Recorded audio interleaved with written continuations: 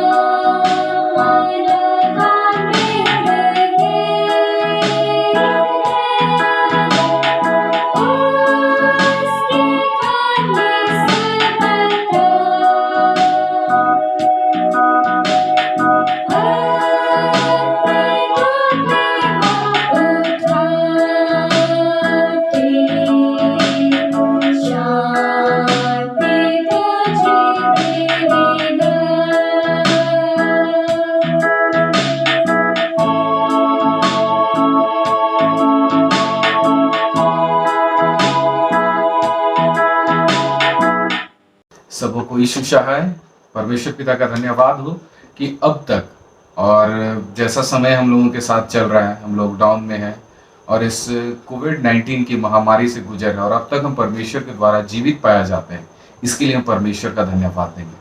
आज जब मुझे मौका मिला कि कुछ वचनों के द्वारा मैं आप लोगों को उत्साहित कर सकूं, प्रोत्साहित कर सकूं, तो मुझे जो वचन मिला है वह है भजन संहिता 138 उसका 3 पद, जहां पर दाऊद परमेश्वर को दुहाई देता है।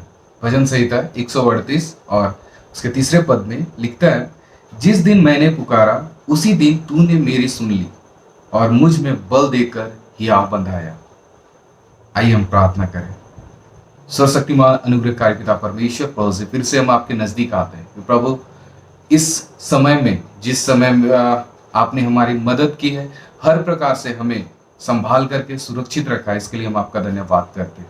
अब जब पिता परमेश्वर हम आपके वचनों के द्वारा कुछ सीखना और समझना चाहते हैं, हमारे अंतःकरण को खोलिए, क्योंकि पिता परमेश्वर आपका वचन हर एक जन के हृदय को भेदने की ताकत रखता है। प्रभु हम आपकी महिमा करते हैं, हमें अपने शरण में लीजिए, हमारे प्रभु यीशु ख्रिस्त के द्वारा, आमीन। फिर से आप सबों का धन्यवाद हो कि आपने इस समय इस वीडियोस मैसेज के द्वारा हम सभी से जुड़ रहे हैं। वचनों में जाने से पहले कुछ बातों को मैं बताना चाहूँगा कि जैसे कुछ भी समय हम लोगों के साथ आता है, बीते समय में गर्मी के दिनों में बहुत जोर से प्यास लगती है, तो हम क्या करते हैं, या तो हमें बहुत ठंड पानी पीने की आवश्यकता होती है या फिर कुछ कोल्ड ड्रिंक्स वगैरह पी लेते हैं और हमें आराम मिलता है।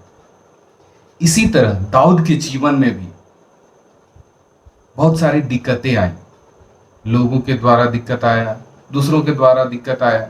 तो उस समय दाऊद ने, जब वह पूरे अशांत मन में था, जब दाऊद और उसके जितने भी लोग थे युद्ध के द्वारा लौटे, अमेलेकियों के द्वारा उनके शहर पर हमला कर दिया गया, उनके पुत्रों पुत्रियों को मार दिया गया, तो लोग रो रो कर परमेश्वर की दुहाई भी दिए और विलाप भी किए। जब उनका विलाप खत्म हो गया तो उसके वजह उन लोग दाऊद को मानने लगे।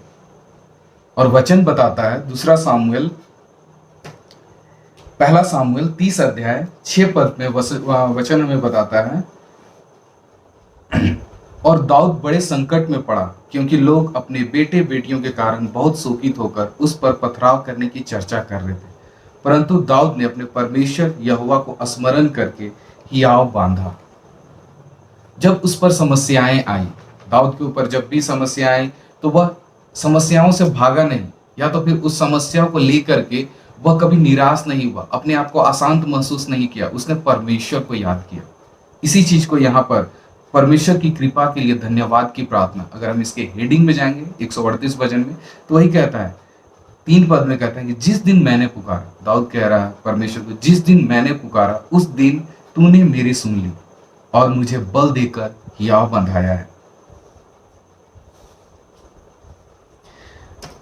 हम जब कभी दुख से गुजरते हैं, जैसा अभी समस्याएं हैं, हम अपने पड़ोसियों से मिल नहीं पा रहे हैं, बहुत सारे अपने परिजन हमसे खोते चले जा रहे हैं, परिवार के बहुत सारे सदस्य इस महामारी के चपेट में आने के द्वारा परमेश्वर के पास चले गए हैं, हमें बहुत दुख होता है कि अचानक हम लोगों के जीवन में क्या हो रहा है, क्या नहीं हो रहा है। हम बहुत निराश हो जाते हैं, बहुत हताश हो जाते हैं कि अपने जीवन को हम आगे कैसे बढ़ाएं। बहुत सारी तकलीफें हमारे सामने आ जाती है कि हम इस चीजों से आगे कैसे बढ़ें। तब मैं आपको बताना चाहूंगा, यह वचन ही है, हमारे पास परमेश्वर का दिया गया सिर्फ और सिर्फ एक वचन ही है जो हमें आनंदित करता है, हमें प्रोत्साहित करता है, एक प्रोत्साहना से एक उत्साह भरा दिल देता है।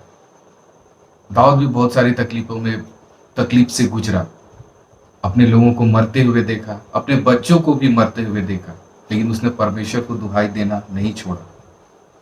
जब भी हम दाऊद के जीवन में जाएंगे तो उसके जीवन में भी बहुत सारी तकलीफें आई हैं, और अपने वचनों के द्वारा, अपने भजन के द्वारा वह परमेश्वर की महिमा हमेशा करता रहा है।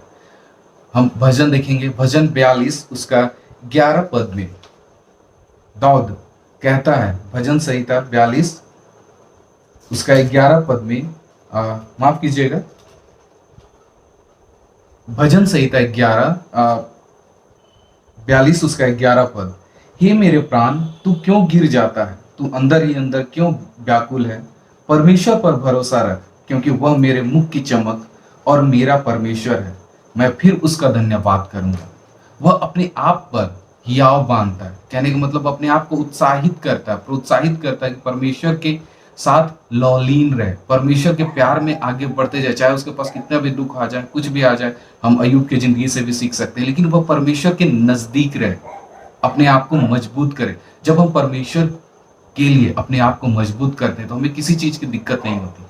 कहने के लिए तो हम अभी जिस संसारिक लोभ में बोलेंगे, संसारिक मोह माया में है, अपने परिवारों से संबंधित है, अपने माता पिता से संबंधित है, अपने भाई बंधुओं से संबंधित है, तो उनके खोने से हमें, या फिर किसी पड़ोसी से संबंधित है, उनके खोने से हमें व्याकुलता होती है, हमें दुख होती है, लेकिन हमारा सारा ध्यान उस परमेश्वर के ऊपर में होना चाहिए जिसने हमें रचा है और हमें आगे बढ़ाने की सामर्थ रखता है। और हमेशा परमेश्वर चाहता है कि हम उसका धन्यवाद करें। उसी तरह हमने अपने आप को प्रोत्साहित करने की जरूरत होती है। हर समय जब भी हम निराश होते हैं, अभी का समय ऐसा है कि इस कोविड के समय आपको कोई, आपके जीवन में कुछ भी होता है तो आपको कोई कंधा, आपको किसी का कंधा नहीं मिलेगा कि आप उसके ऊपर सर रख के रो सको। आप खुद अकेले हो और खुद ही आप अपने आप को ठीक कर सकते हो और अपने आप को बुरा बना सकते हो या अपने आप को खराब कर सकते हो। अभी का समय ऐसा है कि हम किसी के ऊपर भरोसा नहीं कर सकते। इस चीज का सबसे अच्छा उदाहरण मैं हूं।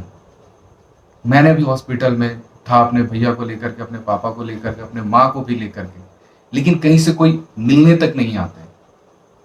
यहाँ तक कि आप किसी की मदद भी मांगोगे तो साफ मना हो जाएगा कि नहीं, अभी मैं क्वारंटाइन में हूँ, या फिर जो भी वजह होगी, लेकिन कोई आपको मिलने तक नहीं आएगा। उस वक्त आपको खुद से मजबूत बनना है, खुद से परमेश्वर से प्रार्थना करना है कि मैं कैसे मजबूत बनूं और दूसरे लोगों को मजबूत बनाऊं। मसीह में मेरे प्रियो, मैं आपको बताना चाहूंगा, जब आप खुद को मजबूत करते हैं तो आपकी अपनी शरीर खुद की इम्यूनिटी बढ़ाती है। और यही चीज है कि हम इस कोविड-19 जिसे कोरोना कहते हैं, उस महामारी से हम बाहर निकल सकते हैं। नहीं तो अभी का जो कोरोना का महामारी है वो पूरे इन्वायरमेंट में फैला हुआ, हर कोई को है। अगर हम जांच कराने जाएं तो कुछ न कुछ सिम्टम्स हमारे भी हैं, लेकिन बहुत सारे डॉक्टर्स भी हैं जो दवाइयां चलाते हैं, बहुत सारे एंटीबायोटिक चलाएंगे, लेकिन कोई कोविड का दवा नहीं है। एंटीबायोटिक से अगर रुक गया तो ठीक है ना, तो आपकी शरीर, अगर आपकी शरीर प्रोत्साहित है, परमेश्वर के द्वारा आप उत्साहित हैं, तभी आप उससे लड़ पाएंगे। जहां आप हताश हो जाते हैं, अपने आप को खोने लगते हैं, तब आप उससे लड़ नहीं पाएंगे। परमेश्वर का धन्यवाद हो कि हम सभी, हमारे पास हमारा बाइबल है जो हमें उत्साहित करता है कि परमेश्वर के हम नजदीक आए, परमेश्वर की स्तुति करें, उसकी प्रशंसा करें। क्योंकि परमेश्वर का वचन ही है जो हमें उत्साहित करता और हमें मजबूत बनाता है कि हम परमेश्वर को महिमा अच्छी रीति से देने पाए। यहीं पे भजन संहिता 145 उसका 1 से 4 पद में वचन कहता है, भजन संहिता 145 उसके 1 से 4 पद में दाऊद परमेश्वर की स्तुति करता है। हे मेरे परमेश्वर, हे राजा, मैं तुझे सराहूंगा और तेरे नाम को सदा सर्वदा धन्य कहता रहूंगा। प्रतिदिन मैं तुझको धन्य कहा करूंगा और तेरे नाम की स्तुति सदा सर्वदा करता रहूंगा। यहोवा महान और अति स्तुति के योग्य है और उसकी बड़ाई अगम्य है। तेरे कामों की प्रशंसा और तेरे पराक्रम के कामों का वर्णन पीढ़ी पीढ़ी तक होता चला जाएगा। यह दाऊद कहता है। हमें भी उसी तरह परमेश्वर के ऊपर भरोसा रखें, क्योंकि हम जानते हैं कि हमारी रक्षा करने के लिए परमेश्वर है। हमें खुश होना होगा, हमें परमेश्वर के नाम से खड़े होना होगा। हम अपने आप को प्रोत्साहित करें कि हम ठीक हैं और उसके लिए हम परमेश्वर को धन्यवाद दें। जैसे कि अगर हम परमेश्वर को धन्यवाद देते हैं, हमारा शरीर खुद ब खुद इस बीमारी के लड़ने के काबिल बनेगा। और बात यह है कि इस समय में हम वचनों को पढ़ें। यही वचन है जो हमें सामर्थ और ताकत और मजबूती प्रदान करता है। जब हम परमेश्वर के लिखे बाइबल में वचनों को पढ़ते हैं तो यह हमें अंदर से मजबूत बनाता है और हमें एक सुरक्षा कवच देता है कि हम इस बीमारी से लड़ सके। वह हमें प्रोत्साहित करता है कि हम लोगों से मिल सके। परमेश्वर का वचन आज आपके लिए भी यही है। मेरे साथ आप निकाल सकते हैं यूहन्ना रचित सुसमाचार उसका 4 अध्याय, यूहन्ना रचित सुसमाचार उसका 4 अध्याय 23 और 24 पद। यह परमेश्वर वचन आज आप लोगों के लिए भी देता है। परंतु वह समय आता है, वरन अब भी है। यहाँ पर साफ साफ लिखा गया, परंतु वह समय आता है वरन अब भी है, जिसमें सच्चे भक्त पिता की आराधना आत्मा और सच्चाई से करेंगे, क्योंकि पिता अपने लिए ऐसे ही आराधकों को ढूंढता है। परमेश्वर आत्मा है और अवश्य है कि उसकी आराधना करने वाले आत्मा और सच्चाई से उसकी आराधना करें। परमेश्वर पिता इन वचनों से आप सबों को आशीष दें। आइए हम अपने आंखों को बंद करें। सर्वशक्तिमान पिता परमेश्वर, इन वचनों के द्वारा जब आपने हमसे बातें की हैं, हम धन्यवादित हैं प्रभु। और पूरे देश को, पूरे मसीही समुदाय के सभी लोगों को सभी पूरे देश के और विशेषकर पिता परमेश्वर छोटा नागपुर में जितने भी मसीही समुदाय हैं और जो भी पिता परमेश्वर इस कोरोना महामारी में अपने अपने घरों में उन्हें सुरक्षित रखें, और जो भी जन बीमार हैं उन्हें भी आप सुरक्षित रखें, और इन वचनों के द्वारा हम सभी को आशीष दें हमारे प्रभु यीशु ख्रिस्त के द्वारा। आमीन। आइए हम प्रार्थना करें। धन्यवाद धन्यवाद धन्यवाद देते हैं स्वर्गीय महान पिता परमेश्वर, यीशु के नाम से हम आपके चरणों तले आते हैं। सेनाओं के यहोवा, हम आपसे निवेदन करते हैं मेरे प्यारे पिता कि इस घड़ी जबकि कोरोना महामारी का समय चल रहा है मेरे प्यारे पिता परमेश्वर, प्रभु जी इस समय को यदि आप चाहते हैं मेरे प्यारे खुदावन तो इसे टाल दीजिए मेरे प्यारे पिता। और निवेदन करते हैं मेरे प्यारे पिता परमेश्वर, इस घड़ी जो लोग भी इस बीमारी से ग्रसित हैं मेरे प्यारे पिता परमेश्वर, हम उनके लिए दुआ करते हैं प्यारे राजा प्रभु जी। और वचन हम क्लेम करते हैं मेरे प्यारे पिता, आपका वचन कहता है मेरे प्यारे राजा कि मैं तेरा इलाज करके तेरे घाव को चंगा करूँगा। हाँ मेरे प्यारे पिता परमेश्वर, प्रभु जी उन हर एक लोगों को चंगाई दे मेरे प्यारे राजा, कि वे लोग चंगे होकर के मेरे प्यारे खुदावंत आपके नाम की महिमा, आपका धन्यवाद करने पाए स्वामी। प्रभु जी हम आपसे निवेदन करते हैं मेरे प्यारे राजा कि कोरोना वार्ड में ड्यूटी करने वाले प्रत्येक डॉक्टर्स, नर्सेस, सफाई कर्मी, टेक्नीशियन और भी जितने भी कर्मी हैं मेरे प्यारे पिता परमेश्वर, स्वास्थ्य कर्मी, उनके प्रभु जी आपके नियंत्रण में सौंप देते हैं मेरे प्यारे पिता। प्रभु जी उनकी सुधि लेना मेरे प्यारे राजा, कि वे लोग प्रभु सुरक्षित घेरे में रहते हुए प्रभु जी अपने कार्यों को करने पाए मेरे प्यारे पिता परमेश्वर, सेवा कार्यों को करने पाए। प्रभु जी हम आपसे निवेदन करते हैं मेरे प्यारे प्यारे राजा कि हमारे छोटा नागपुर डायोसिस के अंतर्गत जितने भी हमारे पुरोहित गण हैं, बिशप गण हैं और मेरे प्यारे पिता प्रचारक, पुरोहित, जितने लोग हैं, डीकन है मेरे प्यारे पिता, प्रभु जी हर एक की सुधि लेना मेरे प्यारे पिता परमेश्वर।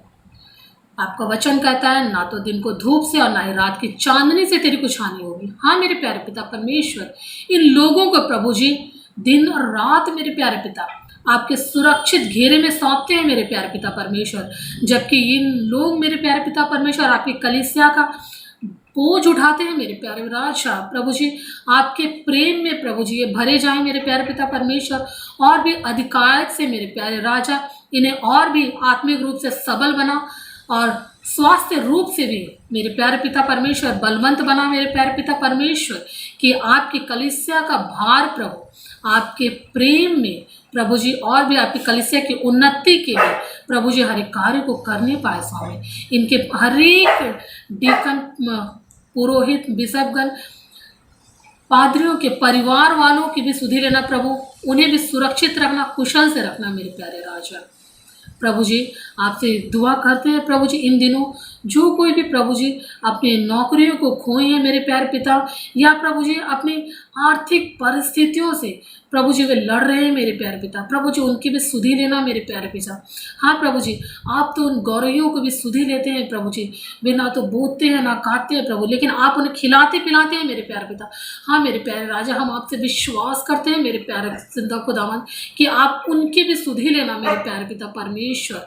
हाँ मेरे प्यारे राजा आपसे निवेदन करते हैं प्रभु, हमारी छोटा नागपुर डायोसिस कलीसिया के अंतर्गत जितने भी मंडली पेरिस आते हैं प्रभु जी, उनके अंतर्गत जितने भी लोग, बड़े बुजुर्ग, महिला, पुरुष, बच्चे, विशेषकर मेरे प्यारे पिता परमेश्वर, उन हर एक लोगों को यीशु के लहू में छुपा देते हैं मेरे प्यारे राजा। प्रभु जी उनकी सुधि लेना मेरे प्यारे राजा, प्रभु जी कि वे इन दिनों जबकि आपका आराधनालय बंद है मेरे प्यारे राजा, तो मेरे प्यारे पिता परमेश्वर वे पारिवारिक रूप से प्रभु जी उन्हें आत्मिक रूप से मजबूत बनते चले जाए मेरे प्यारे पिता। प्रार्थना करने की और वचन को पढ़ने की प्रभु हर एक लोगों में लालसा भर देना मेरे प्यारे पिता परमेश्वर, कि प्रभु जी आपके प्रेम में वो बढ़ते चले जाए मेरे प्यारे राजा, और अंत के दिनों के लिए वो तैयार होने पाए प्रभु जी हर एक लोग मेरे प्यारे राजा। हाँ मेरे स्वामी ऐसा तो अनुग्रह करना मेरे प्यारे पिता परमेश्वर। प्रभु जी हर एक बातों के लिए हम आपका धन्यवाद करते हैं मेरे स्वामी, और यह विनती यीशु मसीह के मीठे स्वर्गीय नाम से मांगते हैं। दया से सुनिए, स्वर्गीय राज्य में कबूल कीजिए, आमीन। हम प्रभु की प्रार्थना एक साथ कहेंगे। हे हमारे पिता, तू जो स्वर्ग में है, तेरा नाम पवित्र माना जाए, तेरा राज है, तेरी इच्छा जैसे स्वर्ग में पूरी होती है वैसे इस पृथ्वी पर भी हो। हमारे दिन भर की रोटी आज हमें दे और हमारे अपराधों को क्षमा कर जैसे हमने अपने अपराधियों को क्षमा किया है, वैसे तू भी हमारे अपराधों को क्षमा कर। और हमें परीक्षा में ना डाल परंतु बुराई से बचा, क्योंकि राज और पराक्रम और महिमा अब और सर्वदा तेरी ही है। आमीन। हम अनुग्रह वचन एक साथ कहेंगे। और हमारे प्रभु यीशु क्रिस्त का अनुग्रह, ईश्वर पिता का प्रेम और पवित्र आत्मा की सहभागिता हम सबों के साथ सदा सर्वदा बनी रहे। आमीन। सबों को यीशु सहाय।